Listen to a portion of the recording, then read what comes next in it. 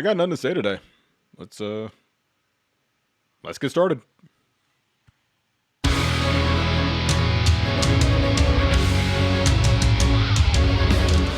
What's up, everybody? Welcome back to another episode of Major in Metal, where we talk about guitars, metal, and things of that nature. This week, we're going to be looking at some Coheed and Cambria, man. A great band from the mid-early 2000s. Had one hell of a track, man. I wonder if these guys are considered one-hit wonders in hindsight now, because I don't know anything else by them. Not that I'm a barometer for the be-all, end-all of who's successful in the music industry, but, you know, I figured it's someone who plays guitar and is very passionate about rock and heavy metal. That if they had another huge track, I probably would have heard it. Especially it's weird considering how big of a fan of this band my brother and his friends were at the time.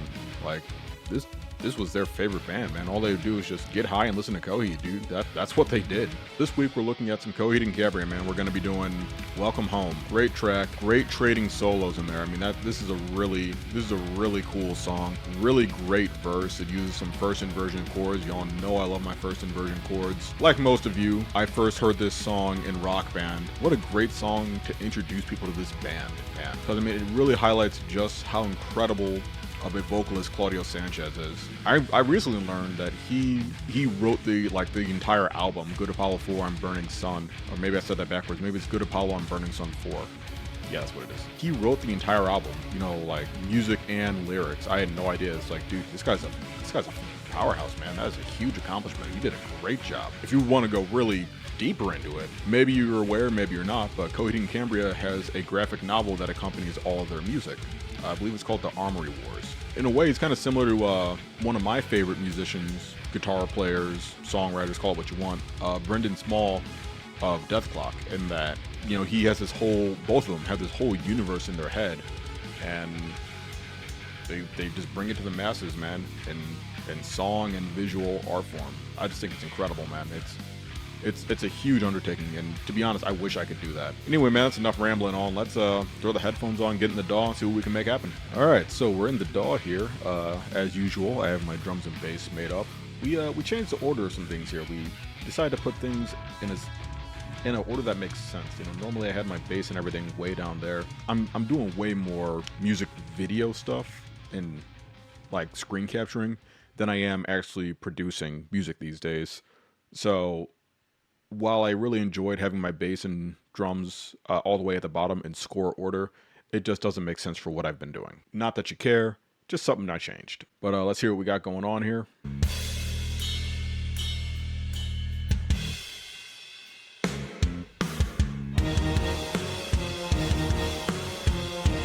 Yeah, there's strings too.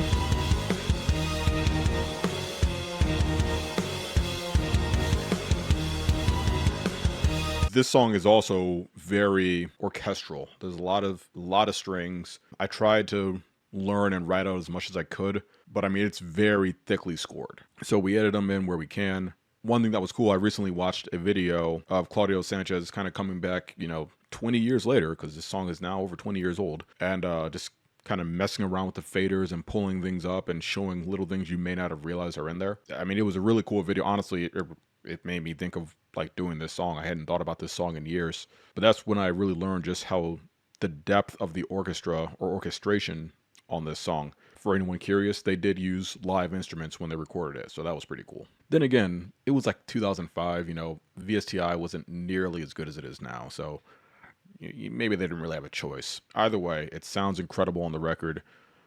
My version is just fine. This song starts with an acoustic guitar solo. Kind of reminds me of Battery a little bit. That's not fair. Just because something's acoustic in an intro doesn't mean it's Battery. Metallica doesn't own acoustic intros. Anyway, it plays our main opening motif. Honestly, I'm kind of surprised this doesn't ever come back around in the song, since it is such... It's an iconic riff. I'm surprised it doesn't come back around.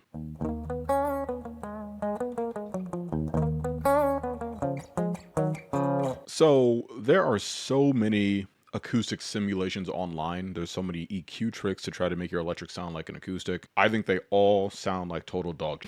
I've only found one that sounds good. For our intro here, we have our acoustic.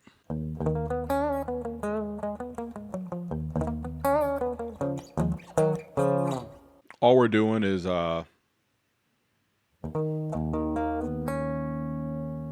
Do like a kind of a rake deal. And you play a fifth, up to your six, up to your seven. So you just kind of walk up the scale.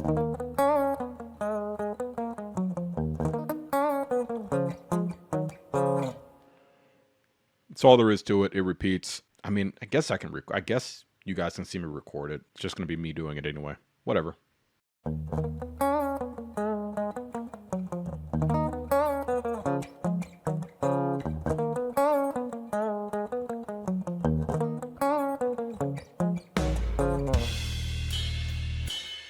That's all there is to it.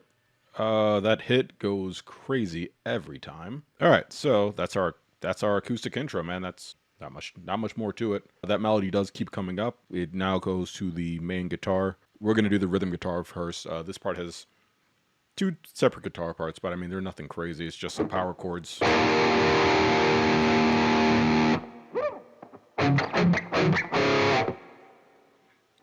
Get it recorded.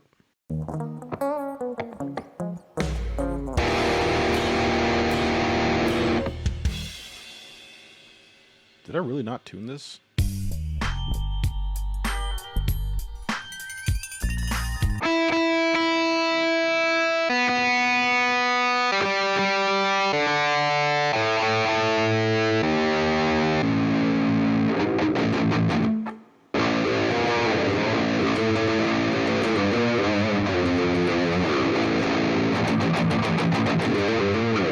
That's actually a really cool riff. We should do some Mastodon. We might do some Mastodon one of these times. I like Mastodon. Rest in peace to Brett Hines. I'm not sure if he was an or not, but it seems like, I don't know. People say don't speak ill of the dead. Don't speak ill of the dead. Well, if the guy was an asshole when he was alive, he doesn't suddenly get like absolved of being a death. He's just a dead. So I hope he wasn't an asshole.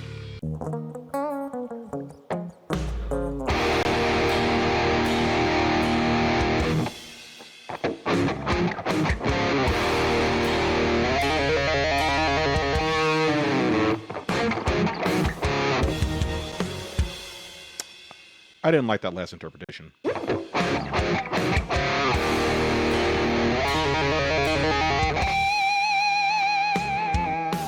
I did a pinch harmonic at the very end there. It's supposed to be a feedback squill. Obviously, you know, in this digital medium, I can't really recreate feedback right now. I mean, I guess I could just crank the volume on my interface and then hold my headphone up to the pickup. I mean, that would create a feedback loop, but it's not that serious. We're not doing all that. Okay, so we have the first part of our guitar track. Let's put our lead on top of it.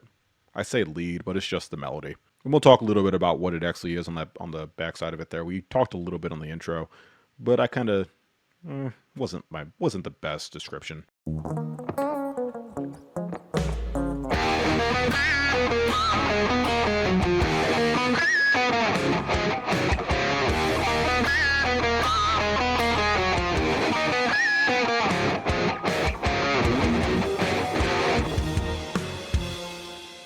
So that's your melody on top. Let's just hear them together.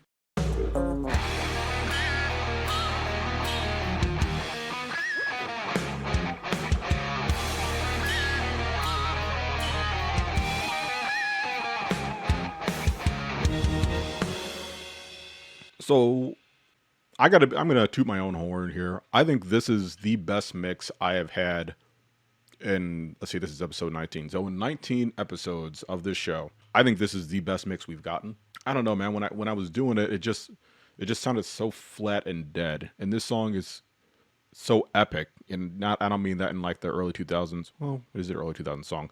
I don't mean that in how we used to call everything epic in the early 2000s. I mean like it is grandiose. It is epic in stature. So I wanted to at least, you know, do it some justice, because before it was almost an insult. But speaking of production and all that, let's talk about this guitar tone we have here. So I did a little research on what amps Claudio Sanchez and Travis Stever were using at the time when they recorded this album.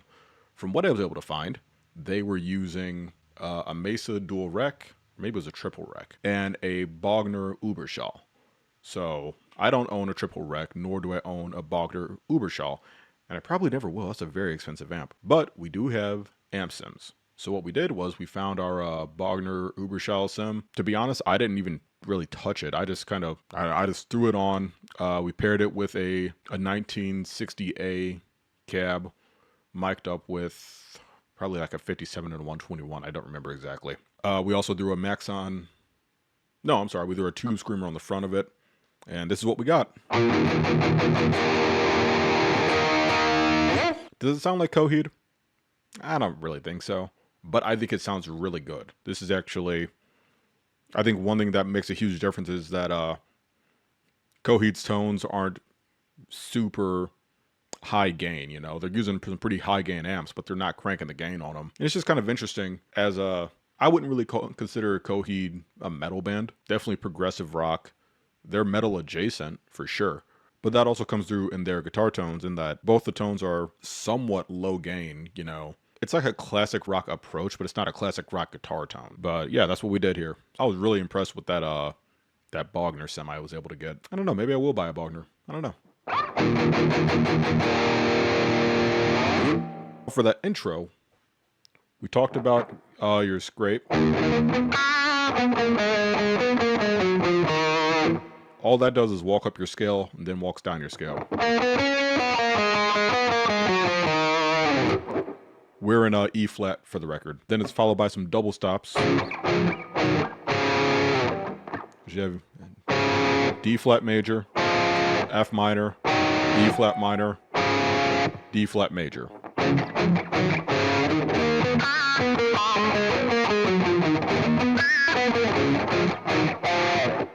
Our next riff here is, again, we're just walking up and down the scale. We do some chugs followed by a little just kind of some colorful notes in there, outlining our second and our third.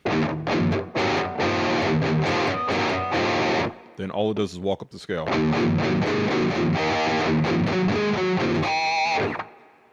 lot of pinch harmonics in this song.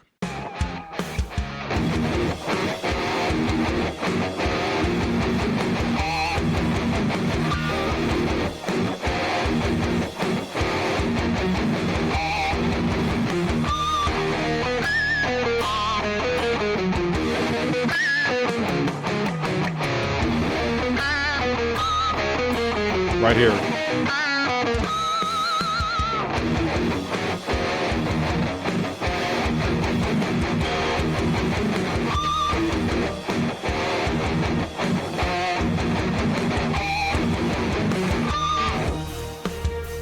I already called my shot, but there is one really cool change that happens on that second pass there.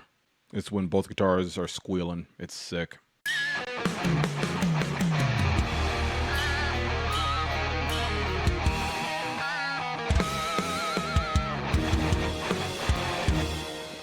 That's so cool. All right, that's your intro. Let's get into this verse. Straight up, dog, I love this verse. And by extension, the solo section. All it is just E flat, C flat, because in harmonics, D flat to E flat. That's all it is. But they do some inversions, and it sounds sick.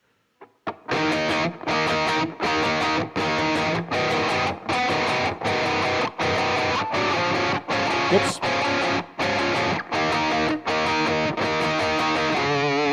I mean, it's literally, it's the Iron Maiden progression. It's the progression that Iron Maiden uses in all their songs.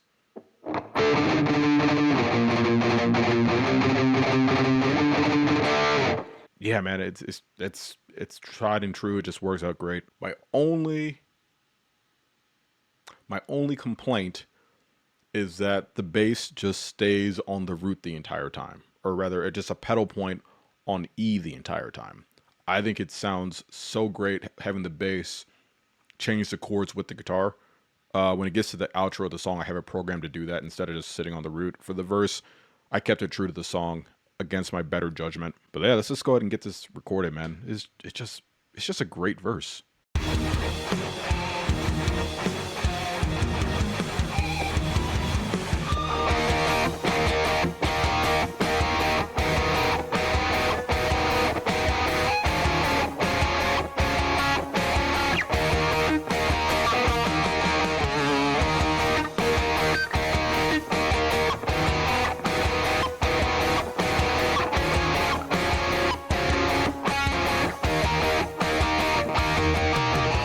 Major, you're not going to copy and paste all that. You bet your sweet cheeks I am.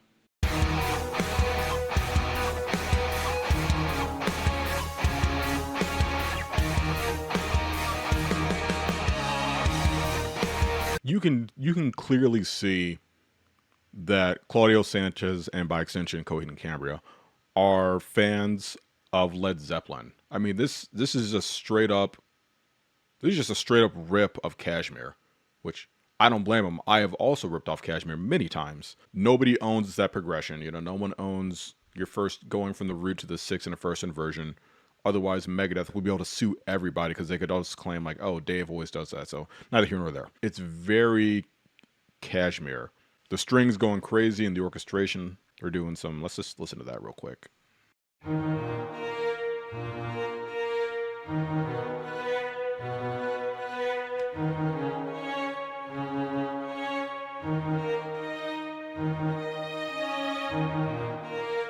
It's cool. Then you have your bass and drums just locked in crazy, man. Holding it down. P.O.P.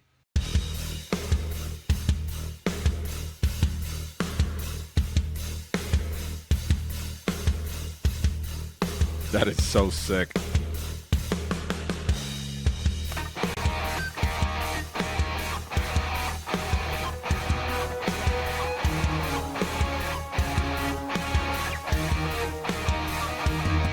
So, halfway through the verse, one of the guitars breaks off and plays this counter melody in there, which is...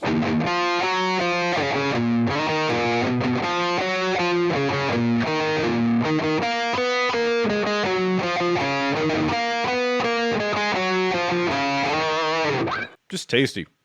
We're really driving home that point of going from the 1 to the 6. I mean, that's being driven home so hard.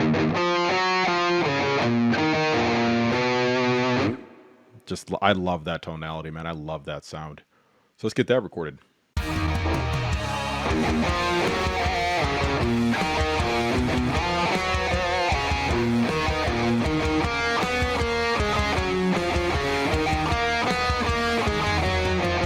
This pocket, man, this song just grooves. Everyone is locked in tight. I just had a random memory that I totally forgot about. When I was a freshman in high school, this is, let's see, I would have been, you turned 15, but it was in the summer. Yeah, this would have been 2008. When I was a freshman in high school, my high school did a talent show, and myself and a couple of my friends, we auditioned with this song, and we didn't get it. But whatever, it's fine. Yeah, we didn't get in.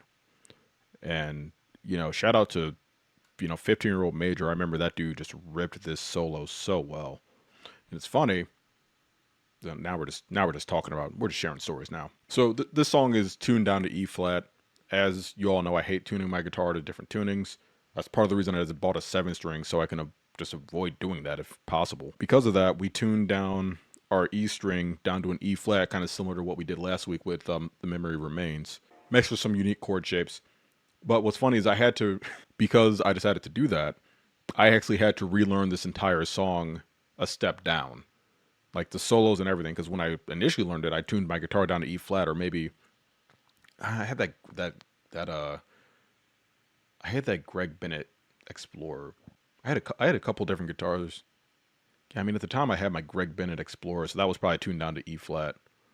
Or actually, you know what? I think I had my white Ibanez RG2EX1. Great guitar. I traded it for a Jackson Randy Rhodes to match my other Jackson Randy Rhodes. I wish I hadn't. I wish I kept on, or I wish I would have held on to that guitar, because it's a solid instrument, a good workhorse. It had some EMG inspired, or I guess designed by Ibanez and EMGs in there, and they weren't active, but they were pretty hot. They had a pretty good sound. Then again, at the time I was 14, 15, so like, did I know what a good guitar sounds like? No. I mean, you listen to the stuff I do now, do I know what a good guitar sounds like now? Clearly not. So, yeah, neither here nor there. We're just going down memory lane. Let's hear that. Let's hear what that sounds like.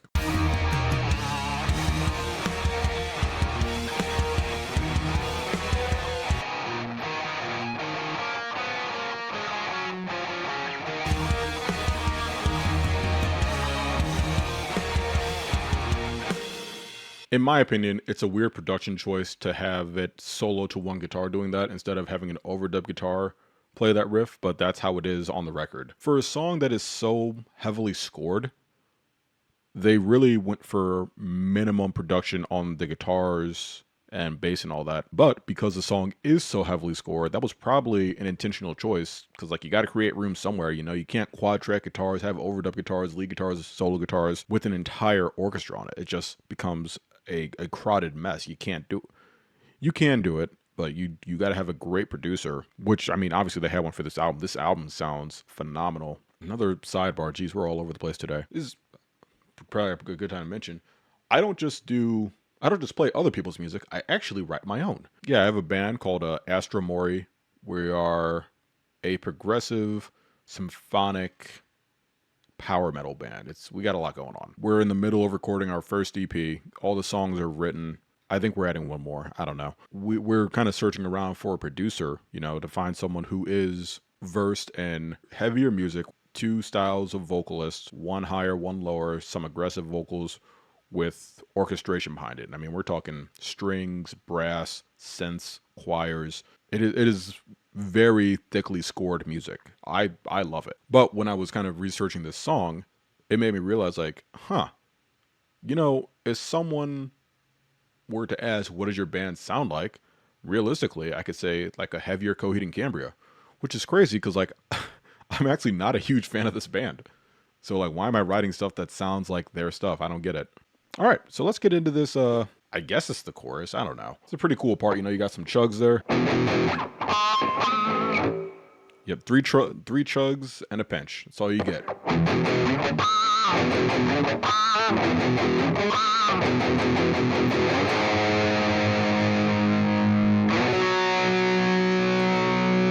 There is an acoustic guitar underneath it.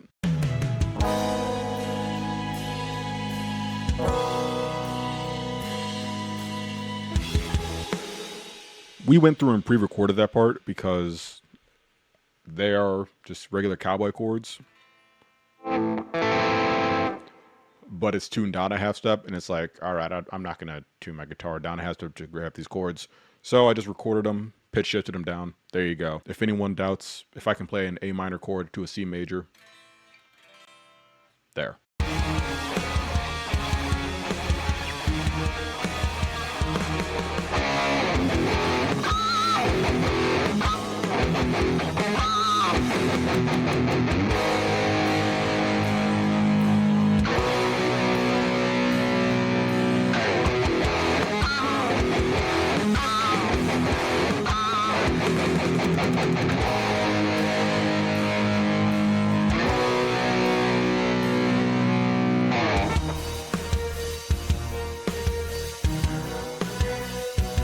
You hear that bass walking? Yeah, man.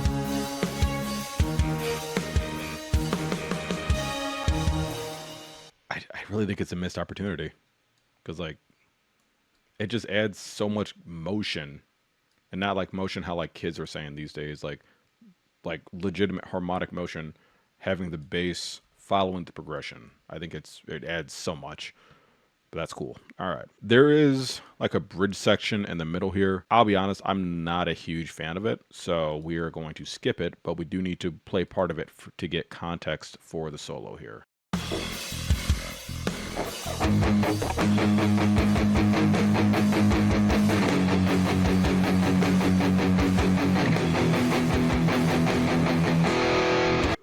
All right. So we're here at the solo now. The solo section is really great in this song. It highlights the 2 very different styles of both Claudio Sanchez and Travis Stever. I believe I said that right. Stever? Stever? I hope it's Stever because I'm not checking. A lot of it is E minor pentatonic, but I think the biggest thing to take away from this, neither Travis or Claudio are showing off that maybe they have them, I don't know. Neither player is showing off extreme virtuosity. Now they're playing is just showing that they have crazy good chops, you know? What they did instead was write 2 incredibly well-crafted solos. Most of it is just E minor pentatonic. I'm sorry, E flat minor pentatonic, excuse me. But just the use of it on both sides is just so well done, you know? You know, if anyone says E minor pentatonic is a beginner scale, that just means they don't understand how to use the E minor pentatonic. God, I keep saying E minor. E flat minor pentatonic. So, out the gate, we got this very classic E flat minor pentatonic riff.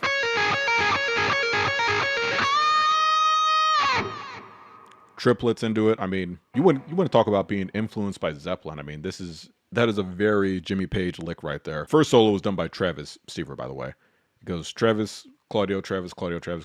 They trade. Well, it's not trading force. They trade off every 4 bars, every 8 bars actually. Excuse me. Let's just get into it. Let's see what happens.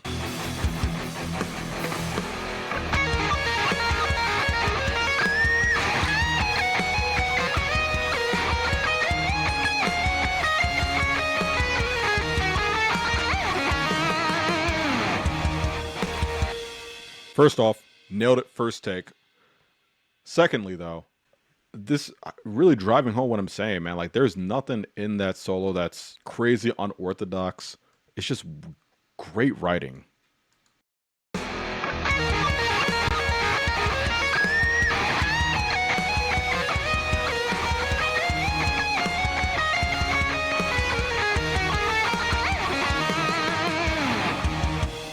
It's a little in front of the beat. I was excited. Sorry, I just really like that solo. It's well done. There's a little bit of blues scale at the end, which is nice.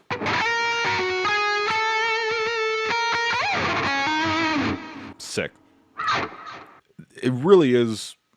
I don't know if it was intentional. Maybe this is just how they play. But it's 2 very different solos, which is so great to see.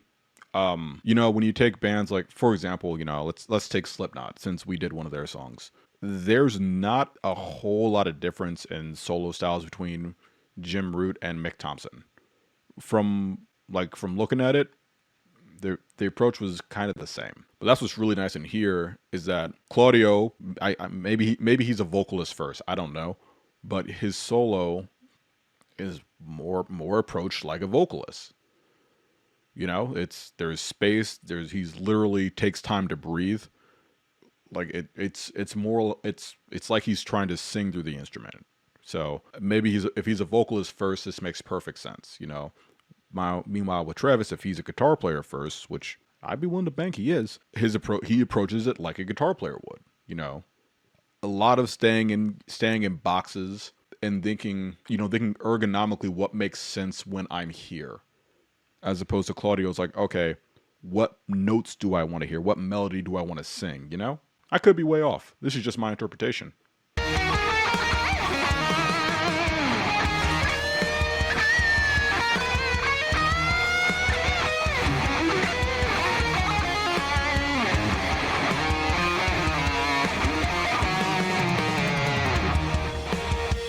Let's listen to them back to back. You'll see exactly what's going on. There's just 2 totally different styles, and it kind of remains like that throughout the whole thing.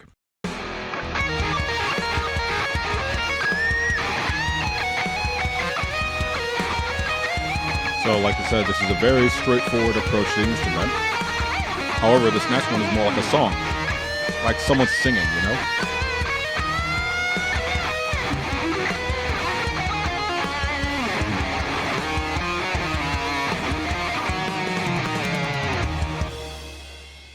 There is some pretty cool stuff that does happen in that solo. Right out the gate, you have your E flat arpeggio. Resolves to your minor 6. That's pretty cool.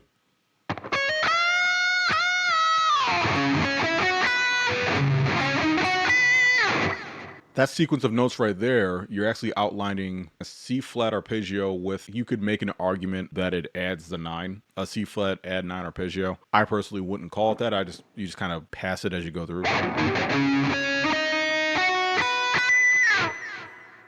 Open to interpretation. Let's keep going.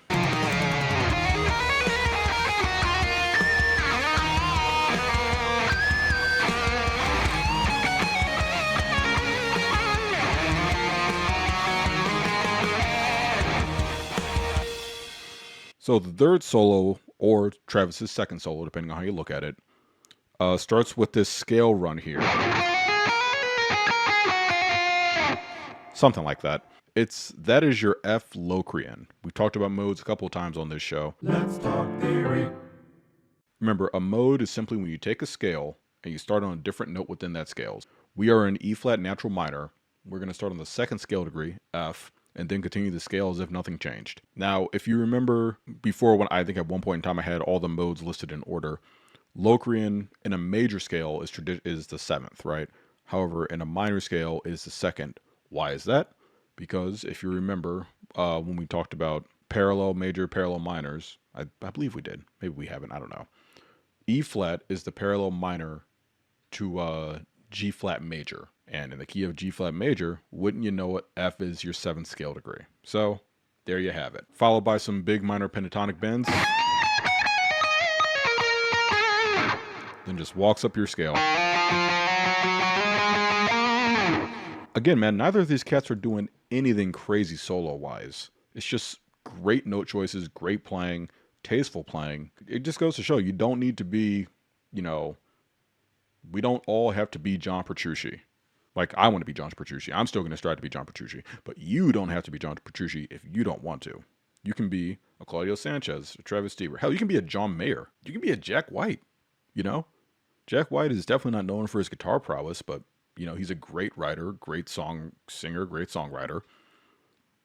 We don't all have to be the Million Man Shredder. I don't want to hear any of you say, well, I'm just a rhythm guy. I still don't want to hear that. We're not letting that go. We are striving to be the best guitar players in our field, but we do not just settle for being a rhythm player. You can be more than that. And I'm not saying you have to be the shredder, but I am saying don't just resign yourself to playing rhythms. Don't be afraid to take a solo. You should be able to take a solo, but you don't have to. All right, moving forward. Oh, this one has my lick here. It's just so sick. Let's get going.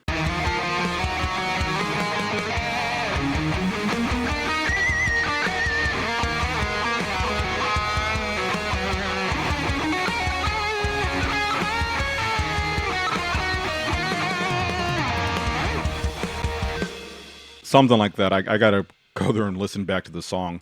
But this first lick is what I really love. It's a great use of using different types of minors, because that's a great way you can change up the sound, you can change up the feeling without a lot of work. You don't have to have everything recontextualized and change. It's all he did was just change that natural minor seventh to a harmonic minor seventh. Typically, your scale would be. But now we have just a little something in there. It totally changes the game, man. Sounds great. What's cool about this lick, it's really just an E flat minor harmonic minor scale, but instead of starting on the root, we start on the D flat. We start on the seventh, and we omit the 9. So you have,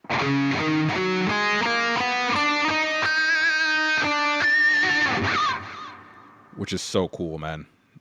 I love that sound. Then you have this another minor pentatonic lick, believe it or not.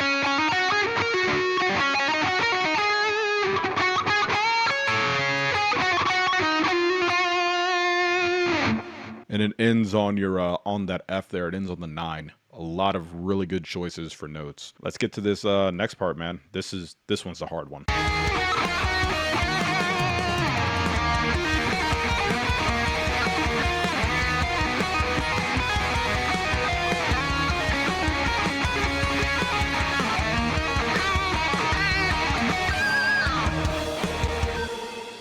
What's so funny? If you look at the solos on paper, you'd say which one's harder? And you'd probably say, well, Travis's solos are harder. There's more notes. It's faster playing. I played every one of his solos, so the first, third, and fifth, first take, one try. But when it came to Claudio's solos, I had to do those 5-6 times over. And even then, they're not perfect. They're just like, yeah, this is kind of the idea of what he's doing. So it just goes to show the different mentality, the different approach to the instrument. Again, someone who's approaching the instrument like a singer versus someone who's approaching it with, tried and practiced technique. One's going to be a lot more challenging. Now this is just me playing the game on hard mode again. Really, the lick is just.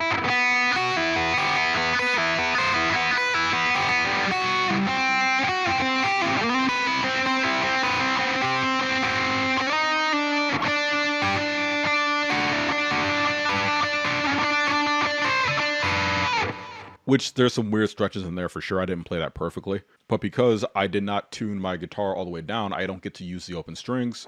So now it gets a little more challenging.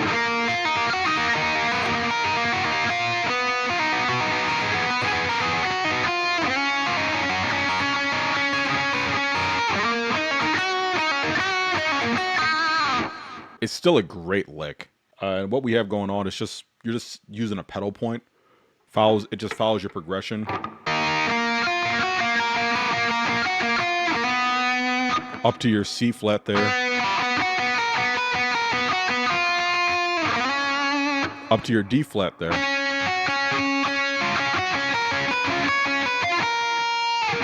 And then a nice little minor pentatonic bluesy kind of lick to get you back to it in E flat minor. So that's really the end of the solo. I consider it to be the end of the solo. However, we are going to play that outro melody just because everyone knows it. It's a huge part of the song. People love sing-along anthem stuff, man. You know, especially easy patterns that the human brain can replicate. It gets the people going.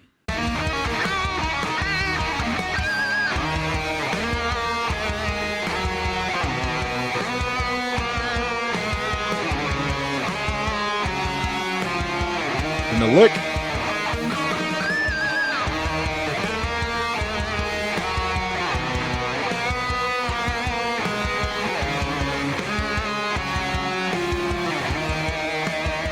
Only the first time.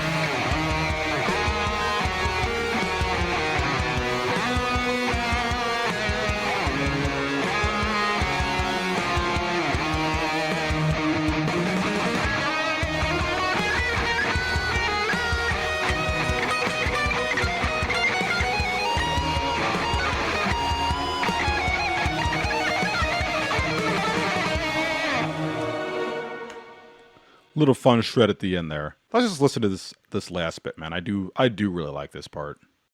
I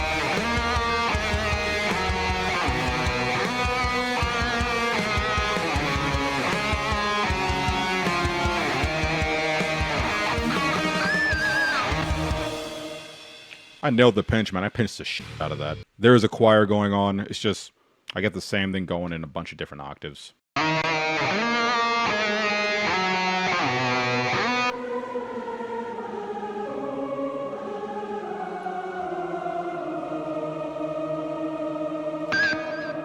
Well, that'll take care of it for this week, man. You know, this is a song that I think people kind of all forgot about, which is unfortunate, man. It's a great song. You know, it's a great verse, great solos, great vocal performance from Claudio Sanchez, great orchestration, great drumming. Honestly, man, if you listen to the drums, it is so dynamic.